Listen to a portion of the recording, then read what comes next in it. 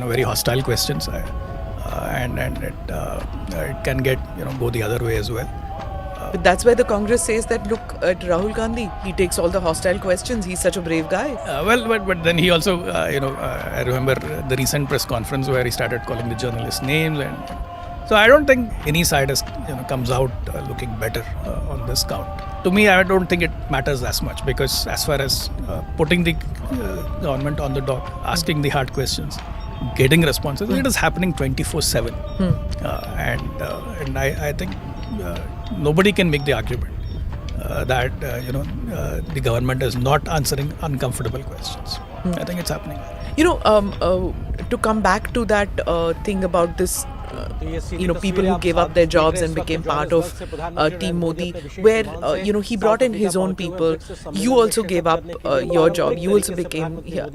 In America, I'm bringing America again because this is going to air just before Prime Minister Modi's visit to the US. In America, this Naya Wala Khan Market gang hai. They take to the elite of Delhi very easily. They adopt the ways of Delhi very easily. They become part of the establishment. Do you think that Mr. Modi's team also... Not really. I don't think it's the same thing at all. Because most of these people have gone back to doing various things. It's not that they become permanent fixtures in Delhi.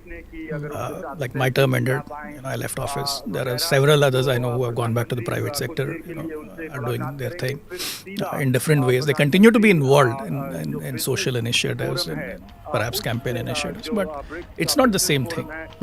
I don't think a new set of elite have taken root in that sense. However, going back to your earlier question about press conferences, I just wanted to add one point. Sure. I think in his mind, the purpose is a little bigger. It's much larger. In fact, when you look at Mann Ki Baat as well, and you look at most of his speeches, right? It's really a question of, are you focused on the glass being half full or half empty? The adversarial school of thought of media is all about focusing on half empty. This is not working, that is not there, this grievance, that misery. All the focus, all the debate is on that. And that is what, think of a press conference where you're only discussing about the glass being half full. I don't think it'd be a very interesting press conference, right? Yeah. So in his mind, it is about 24/7. The media is anyway going to focus on negative things. Let me put my energy on positive things. Let me, talk about positivity, because that is the only way I can motivate people to get involved in the developmental change. And you see that with Mann Ki Baat, you see that with his other initiatives. Right. For those of you who don't know about Mann Ki Baat, who live abroad, here's a short primer. Mann Ki Baat is a monthly radio program by Prime Minister Modi where he addresses the people of the country. And the one-way communication is Mr. Modi's speaking about various government initiatives and the demystification of government policies and programs. So, Shashi, you've written this book. It's very interesting. So I haven't heard all episodes of Mann Ki Baat. So I enjoyed reading this, and also the linkages that you brought in, when you talk about it being a kind of a mirror about the diversities of India. So many things we didn't know about, people who've achieved things which come out here. So it's come out in this, when the 100 episodes of Mann Ki Baat is over. And in this book, you say that communication is a metaphor for the diversity of India. Can you just expand a little bit for those who haven't read the book and should read the book? So, when we look at India, right, again, this is true of Western media. The narrative that the Western media or the global media is largely influenced by is the narrative of what the media talks about in Delhi. What they miss out is that India is not Delhi. India is far more diverse, both geographically, linguistically, culturally, with very wide socio-economic disparities. So there's no, if you have to understand India, you have to understand its length and breadth. You have to understand this complexity, this diversity. And I think Mann Ki Baat as a platform, as a communication platform, is a very good metaphor for understanding all of that. Because when he talks about various issues, be it cleanliness, be it water conservation, be it going cashless with digital, when he talks of startups, he's not talking about Bangalore alone, he's not talking about Pune alone. In fact, on the back cover of the book, there is this young lady entrepreneur from Manipur who has done interesting products using lotus stem. So he talks about her. In fact, she featured even in the 100th episode where he conversed with her. What was the impact of Mann Ki Baat on your work? So you're talking of people and their life-changing stories from across India that have made an appearance on Mann Ki Baat. Then he talks of various languages. He talks about different cultural, festivals, traditions. And then he links them to the change initiative, the big change initiatives that he's been championing, be it on the cleanliness side, be it on the water conservation side, going plastics free and so on. What he has clearly figured out is that mass scale, at a scale of 1 billion, behavioral change cannot happen through diktat. It can't be the China way. We can't just roll out initiatives and expect that people will just take to them. It can't just happen with government schemes. It can't just happen with communication. It requires people's participation at the grassroots level. And the only way that will happen is when there are grassroots level change agents who make this their own mission. Then they inspire others. So it creates that multiplier effect. And I think that is what you see with Mann Ki Baat, that it is able to communicate to this diversity across India, where be it a handicapped person in Kerala, he feels as strongly about Swachhta and cleanliness as the Prime Minister sitting in Delhi. I think that is just amazing. You speak about the spirit of inclusion. It comes several times in the book where the Prime Minister speaks about it, and you're linking in the book this that the spirit of inclusion.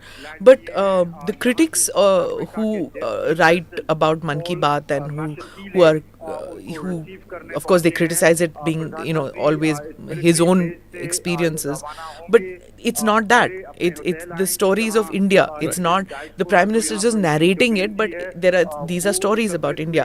But the spirit of inclusion and the spirit of diversity that you are bringing in the book too, the criticism also is that BJP as a party and the government of Mr. Modi, they don't appreciate diversity and they don't appreciate the spirit of inclusion that they talk about.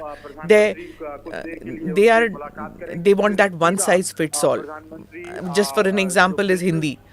South Indians feel that they are ramming Hindi down the throat, or else cultural aspect too. What do you have to say to that? I think Mann Ki Baat demolishes that quite convincingly. You look at, in fact, I have a whole chapter on languages where I talk about how he has championed Tamil. The sheer number of Tamil poets, Tamil iconic personalities that have made an appearance in Mann Ki Baat, it's just mind-blowing. Then he talks about how Subramanya Bharati wrote a poem in Tamil describing Sister Nivedita and her work. And Sister Nivedita sponsors and boosts Jagdish Chandra Bose's scientific research. So making these connections, right? This is not one size fit all. It's basically finding the threads of commonness across this diversity. And you see that with Mann Ki Baat, especially with South India, where this rhetoric is. Sengol comes after the 100th episode. So I'm not even talking about not Sengol. Even talking about Sengol. Without even going there.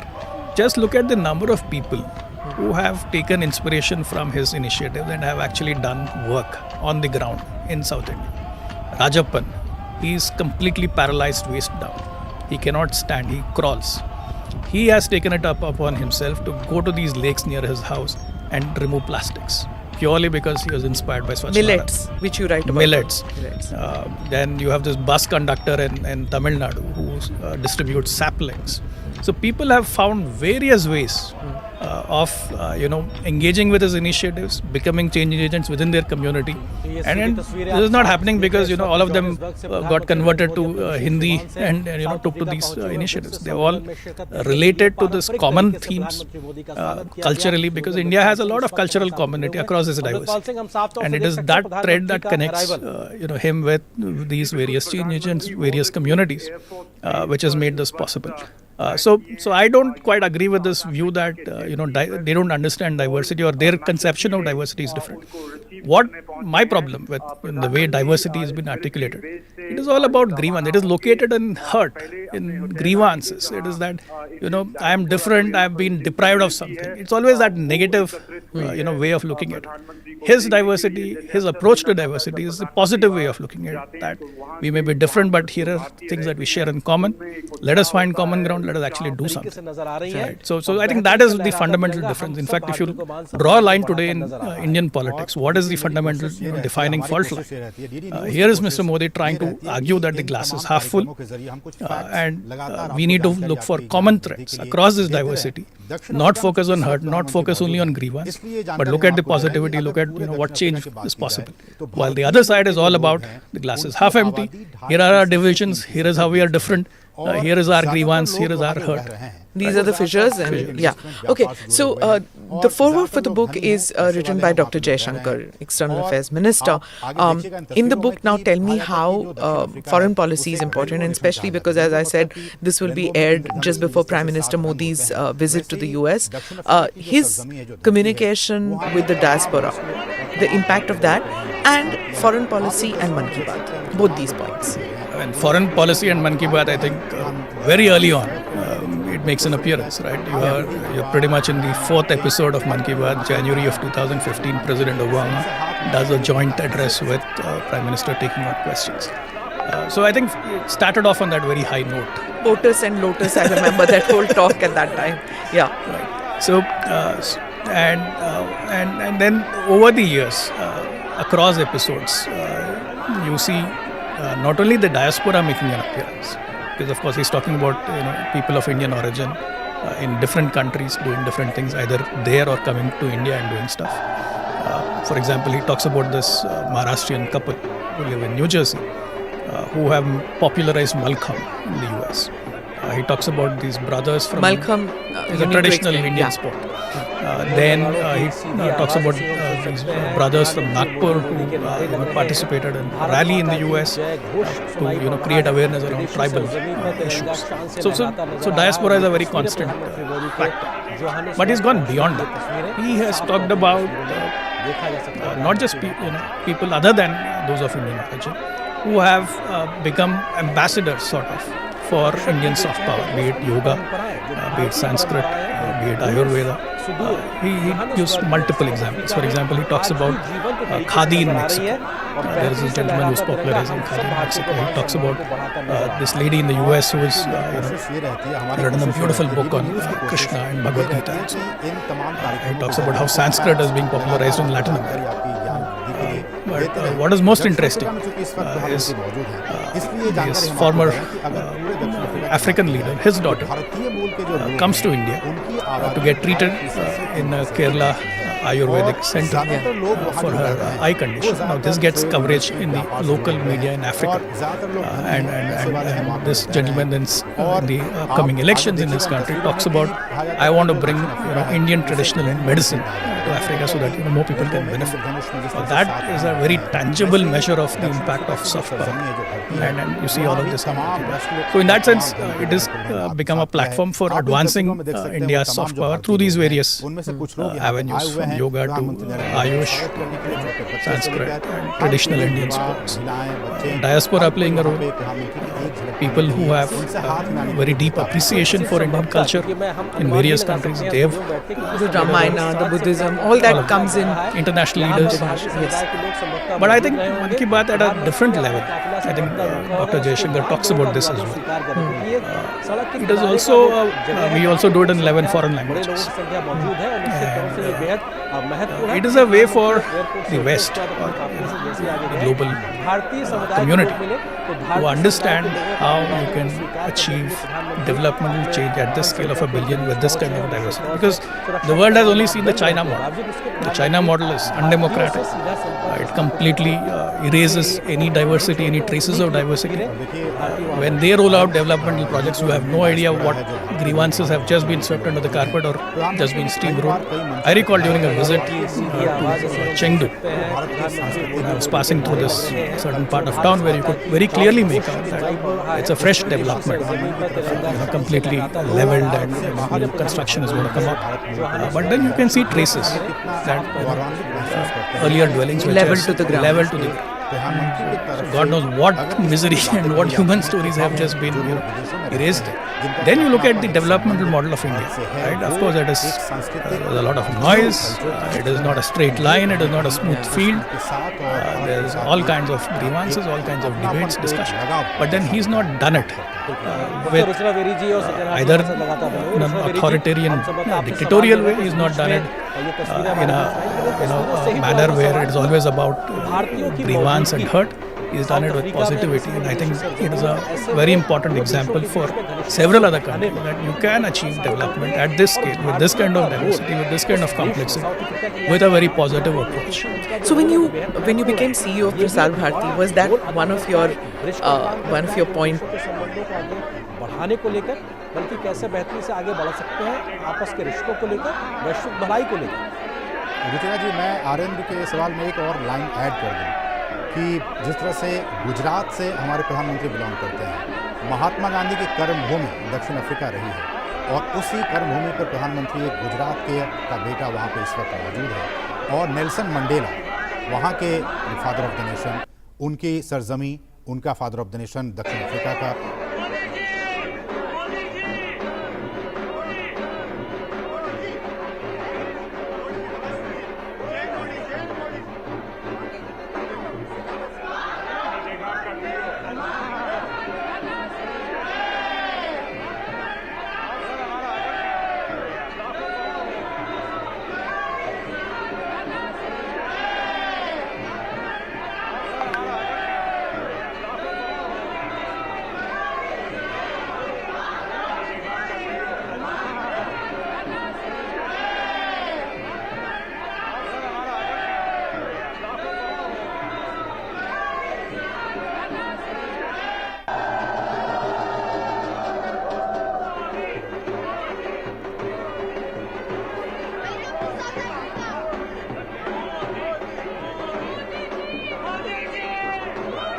ढोल नगाड़ों की सीधी आवाज़ ऐसी हम सुन सकते हैं। प्रधानमंत्री मोदी के नारे लग रहे हैं। भारत माता की जय घोष सुनाई पड़ रहा है।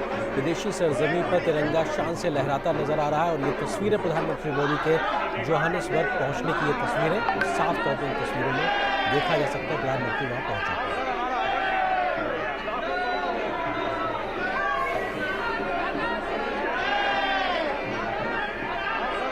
However, going back to your earlier question about press conference, I just wanted to add one point. Sure.